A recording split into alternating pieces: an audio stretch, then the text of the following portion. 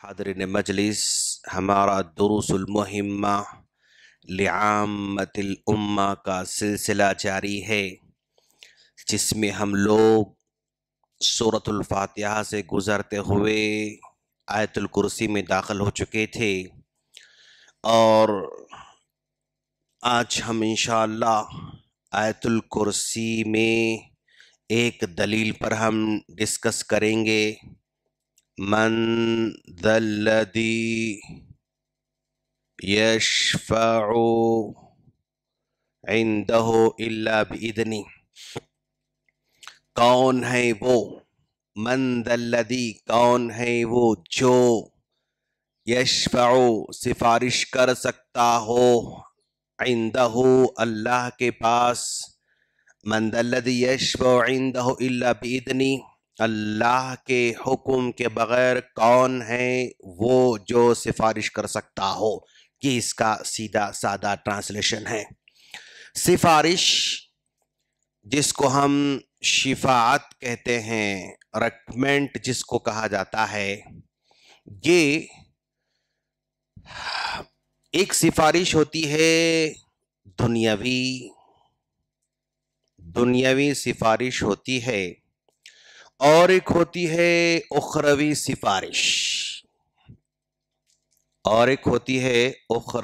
سفارش،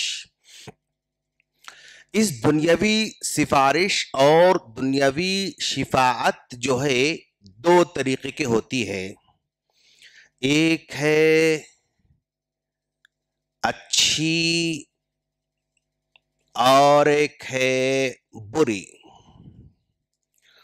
من یشفع شفاعتا حسنتا، جو آدمی اچھی سفارش کرے گا، ایک غریب آدمی آتا ہے اور اپنے دوست سے کہتا ہے کہ بھائی فلاں کے پاس میں کام کرنا چاہتا ہوں، میں محتاج ہوں، ضرورت مند ہوں، اس وقت میرے پاس جاب نہیں ہے، نوکری نہیں ہے، ذرا سا آپ ریکمنڈ کر دیجئے، سفارش کر دیجئے تاکہ میری جاب مل جائے، مجھے کام مل جائے۔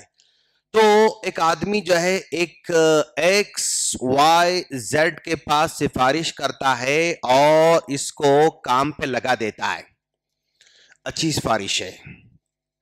اور جو آدمی اچھی سفارش کرے گا، اچھے کاموں کے لیے سفارش کرے گا، ریکمنڈ کرے گا، تو وہ اجر کا مستحق ہوگا، ثواب کا مستحق ہوگا۔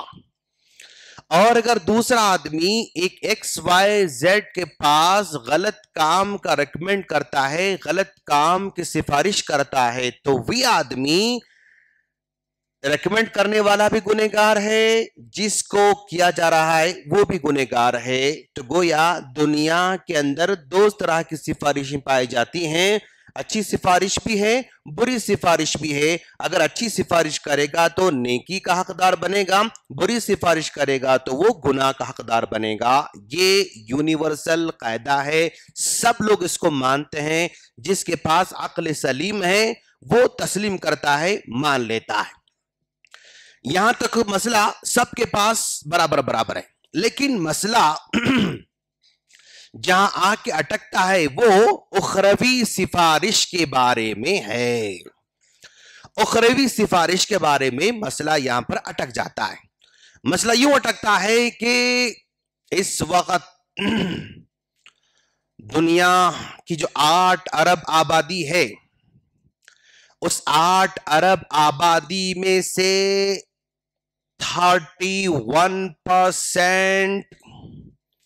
31% آبادی جو نصارہ کی شکل میں ہیں، جن کو ہم عیسائیت کہتے ہیں، جن کی تعداد 280 کروڑ ہے، 280 کروڑ ان کی آبادی ہے، 31% آبادی ہے پورے ورلڈ کی پاپولیشن کے مقابلے میں۔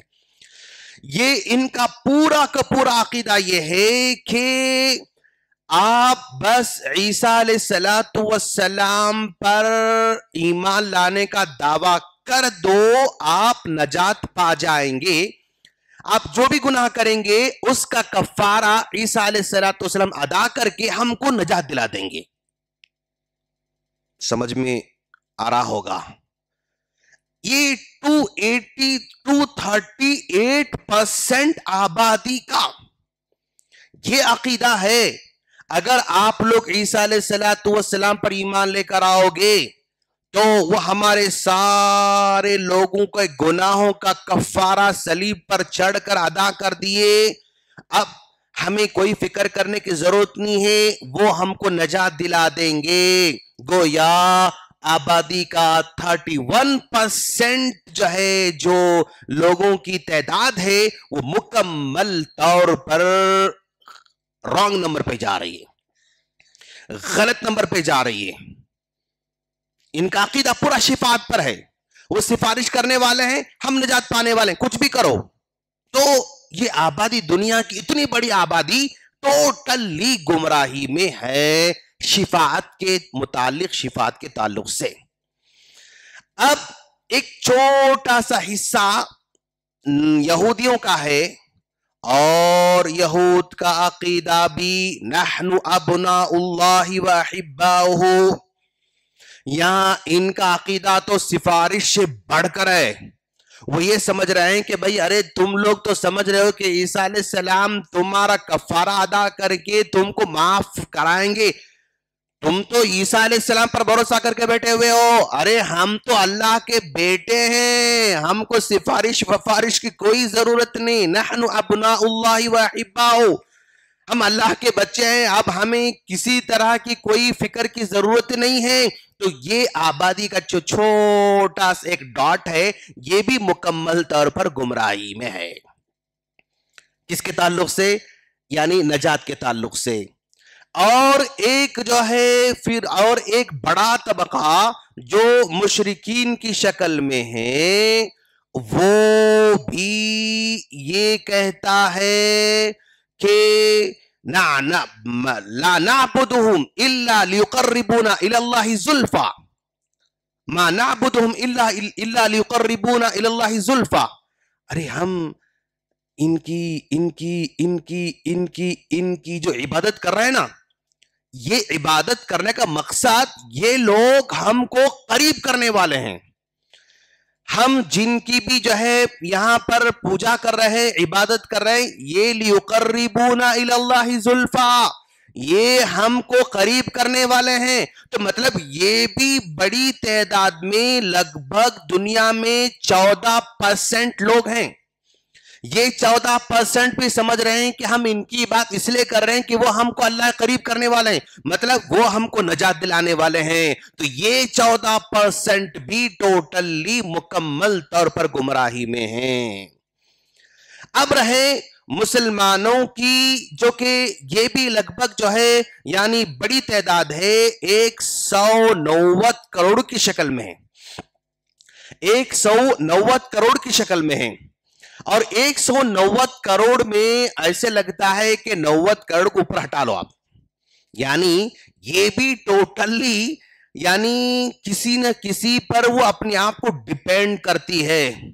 اور یہ آبادی آپ یوں سمجھو, آپ یعنی 190 کروڑ میں سے 190 کروڑ جو ہم مسلمانوں ہیں, اس میں یہ ورلڈ گلوب اگر مانے تو اگر یہاں پر انڈیا ہے, یہ پاکستان ہے, یہ بنگلہ دیش ہے, تو یہ 90 کروڑ کی آبادی یعنی اور دنیا کے کچھ حصوں کی آبادی, یہ بھی ٹوٹلی یعنی سفارش پر وہ ٹکی ہوئی ہے. وہ سمجھتے ہیں کہ اولیاء اللہ ہم کو سفارش کریں گے اور صدیقین سفارش کریں گے, اور ہمارے نبی تو بس ہمارا دامن پکڑ کے وہ سیدھے جنت میں لے کر جائیں گے.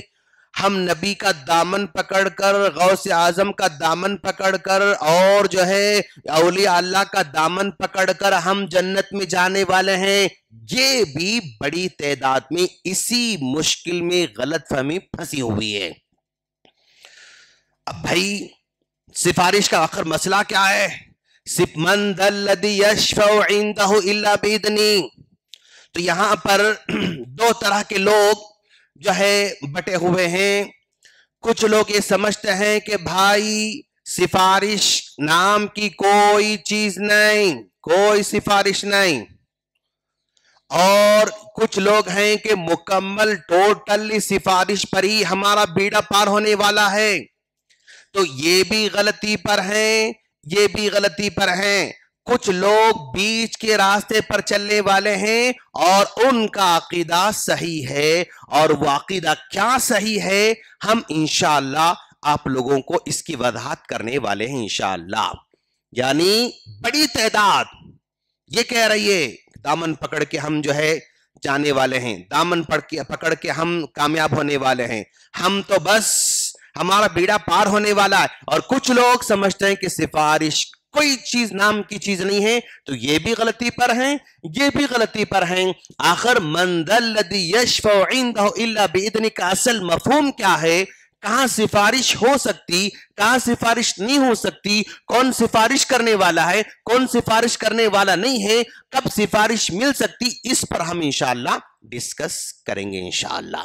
آج کا پورا خلاصہ کلام یہ ہے کہ ایک بڑی تعداد وہ ٹوٹلی کسی پر بھروسہ کر کے بیٹھی ہوئی ہے اور غلط فہمی میں ہیں، ان کو لانا بھی مشکل ہے، ان کو لانا بھی مشکل ہے، لیکن ایسے لوگ ہیں۔ لیکن مسلمانوں میں جو بڑی تعداد میں وہ بھی جو ہے یوں سمجھا آپ، یعنی انڈیا، پاکستان، بنگلہ دیش میں جتنا زیادہ قبر پرستی ہے، درگاہ پرستی ہے، میلاد ہے اور عرس ہے، فلاں ہے، دنیا کے دوسرے حصے اتنا نہیں ہے۔ دوسرے کنٹری میں جائیں گے آپ، انڈونیشیا جائیں گے، جتنے درگاہ یہاں پر ہیں وہاں تو ایسے نہیں ملیں گے، جتنے عرس یہاں پر ہوتے ہیں اتنے عرس تو وہاں نہیں ملیں گے۔ آپ انڈونیشیا جائیے، ملیشیا جائیے، ازبکستان جائیے، فلاں فلاں دوسرے سارے کنٹریز میں برائی ہے، لیکن جس طرح کی قبر پرستی کی برائی، جس طرح کی یعنی اولیاء کرام کے دامن کو پکڑ کے مچل جانے کی برائی یہاں پر ہے، ادر کنٹریز میں ایسی برائی نہیں ہے۔ گناہ ان کے پاس ہیں، یعنی عمل سے دور ہیں اور عیش پرستی میں ہیں اور انجوائے کر رہے ہیں، زندگی بھرپور مزہ لے رہے ہیں، یہ برائی ہے۔ لیکن یہاں پر جو برائی ہے ویسی برائی دوسری جگہ پر مسلم کنٹریز کے اندر، مسلم امہ کے اندر ایسی نہیں پائی جاتی ہے۔ اب ہم انشاءاللہ اگلے درس میں بتائیں گے کہ شفاعت کیسے ہوتی ہے، کب ہوتی ہے، کیوں ہوتی ہے، ہم ذکر کریں گے انشاءاللہ۔ ہم اللہ سے دعا کرتے ہیں اللہ تعالی ہم تمام کو یہ بہت بڑی غلط فہمی سے اپنے آپ کو نکالنے کی توفیق عطا فرمائے، آمین۔ سبحانک اللہم بحمدک اشہد ان لا الہ الا انت استغفرک واتوب الیک۔ السلام علیکم ورحمۃ اللہ وبرکاتہ۔